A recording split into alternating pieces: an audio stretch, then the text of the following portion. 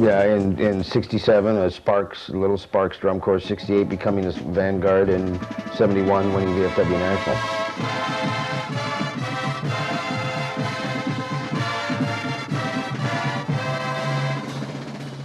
If we win while we're doing it, yeah, I'm happy.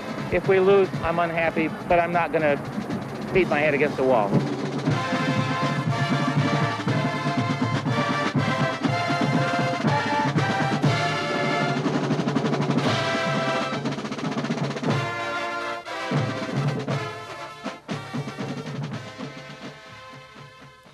The name Vanguard came from the kids. They chose that name, which of course means, you know, a leader in an activity, a field, or whatever, the vanguard of the fighting force or whatever. The kids made that choice. That's what they, in 67, when they changed from the Sparks.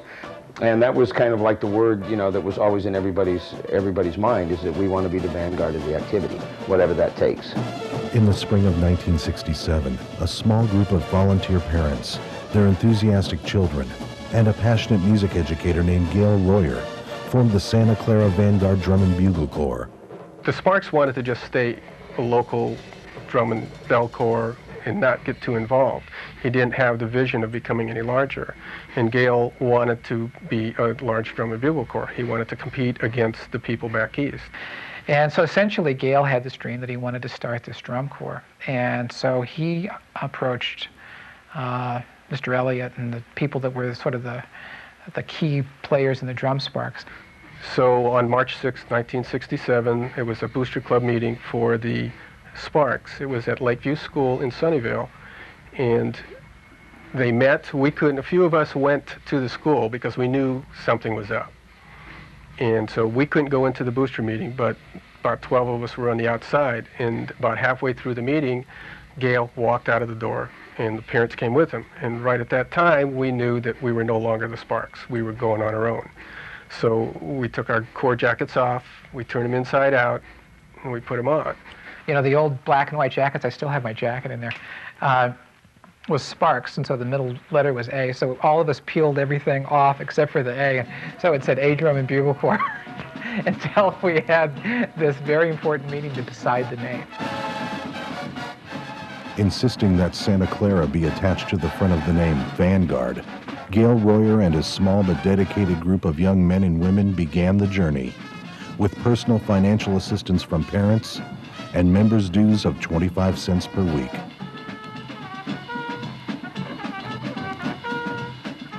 The first year in 67, I think we kind of were learning everything, and the guys that had already been in the activity, you know, were coming along, but we were just novices at that point. Everybody was kind of sad about it, on the kids' level. You know, we were all, you know, heartbroken because it was, you know, this breaking up of all this stuff that we were doing. We didn't know what was going to happen next. We were getting beat everywhere. You know, it didn't start out as a big winning experience, but it was a good learning experience.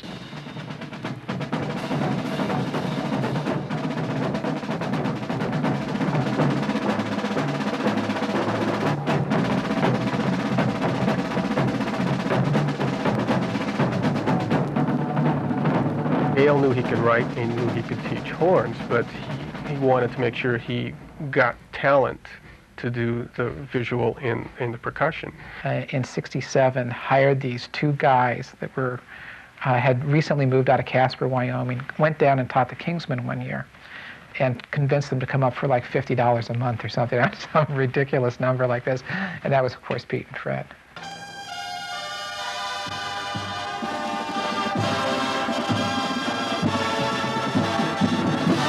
Childhood friends from the ages of 12 and 13, Pete Emmons and Fred Sanford had formed a winning combination, both as members of the Casper, Wyoming Troopers and instructors of the Anaheim Kingsmen Drum and Bugle Corps. I was teaching the Anaheim Kingsmen along with Fred Sanford, and we had a standstill, I think it was like in Lakewood, Southern California, and Gail Royer was then a judge. And he came down to judge the standstill. And I met him then, and Fred and I both met him, and he asked if we were interested in teaching, as he said, this little corps I've got up in Northern California, that is going to start, just started this year, and I would like you guys to come up and teach next year. And they then became the core staff was Gail teaching the brass and writing the brass stuff, Fred doing the percussion thing, and Pete did all the marching, all the color guard, everything. The thing was, we struck up such an interesting relationship because really there was somewhat, you know, the need for each other. Obviously, everybody had their expertise, and of course, you know, Pete and I were just developing ours, and I think Gail kind of sensed that we were potentially could be very good, and so he was kind of there to at least, you know, help foster that whole area. We were like college buddies. We went everywhere together, did everything together, and everything evolved around the Vanguard. They were the ones who brought in, you know, you want to just be the best you can be. You know, you always improve on what you're doing. You know, use yourself as a gauge. Or 12 or 18. On your first count of mark time, you turn the head to the center and dress the line. 1968 was probably a critical year because it changed. That was the first year we actually went on a tour. And that's when the San Jose State guys came in and the size increased and we started getting the confidence that we had. We did Procession of the Nobles for the first time, and it was different. It was, you know, playing a concert on the field. You know, that was actually the thing that really hooked me on doing it, was he said, this is what I want to play for an opener. And he played Procession of the Nobles. And it was like, wow, what a great piece of music.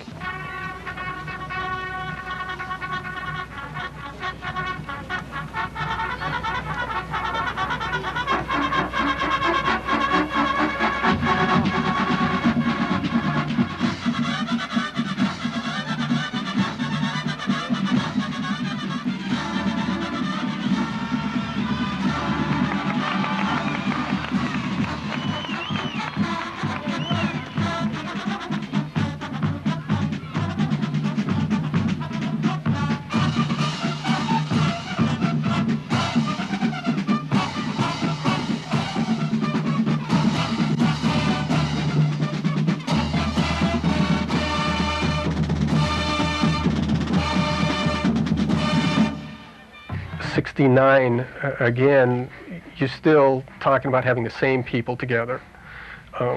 So now a lot of us had 4 years of drum corps, and the staff was coming together. Gail was learning more about the writing that he was doing. The Booster Club was becoming a little bit stronger, and the organization was just growing. 1969, the Corps was actually quite good, but didn't get any recognition because nobody kind of knew what to do with us. Here's this upstart organization from California, and they're coming back, they're playing all this serious stuff, you know, for then, Procession of the Nobles, stuff like that. And the first show, we lost to the Norwood Park Imperials by like 6 points. And clearly we were the better drum corps, but nobody had ever heard of us. The next night, we went to Streator, Illinois. The same corps that had beaten us by whatever, 6 or 10 points, we beat by like 10 points and almost won the show. And the judges were saying, God, nobody told me they were any good.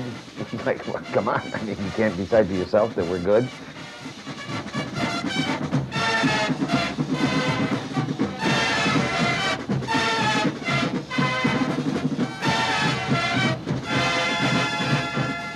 At that time, we were starting to get a reputation for being very unique. But I think with just his selections of music, it had a lot to do in the beginning with the growth of the Corps and the expansion of the Corps so fast, because it was, at that time, some unique stuff that we were playing.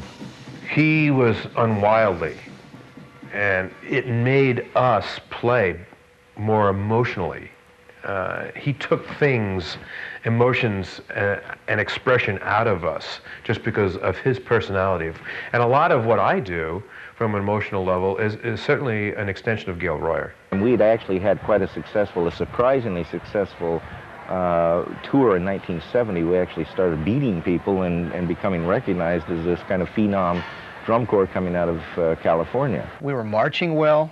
You know, Pete had the whole marching thing down, and we had a really good color guard, and we obviously had the drum thing down with Fred, and people were coming in with good talent.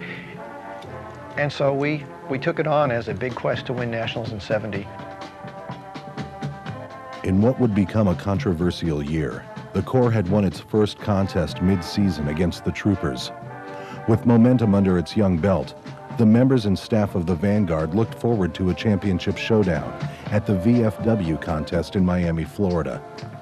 Unfortunately, due to budget constraints, the Corps was only able to attend the American Legion Championships in Portland, Oregon, where it won its first national title. So we went to Portland, where they were holding the American Legion National Championship. We weren't, oh man, you know, pouting over we couldn't go to Miami. No way. We were just savoring those victories that we won. I can remember Pete saying to us, what you have here is you have a chance to, in the next 30 minutes, be the best at what you do in the country. It just got bigger and better and bigger and better. We kept the same nucleus. By the time we got to 71, here we had, you know, half the Corps that had been in drum corps, in the same drum corps, for 5, 6 years, and we were dependent on each other. We were confident with each other. They weren't as militaristic, they weren't as edgy, they weren't as mean. It was this flowing, beautiful, magical organization that played music that nobody else played, that played music in a way that nobody else played, that marched these Pete Emmons drills. The whole thing was just this pure, magical thing. By 1971, which was actually the final year of the VFW concept of national competition prior to DCI, we won our first national championship in Dallas. So that kind of was probably the first year that really started to put Santa Clara on the map from a national standpoint.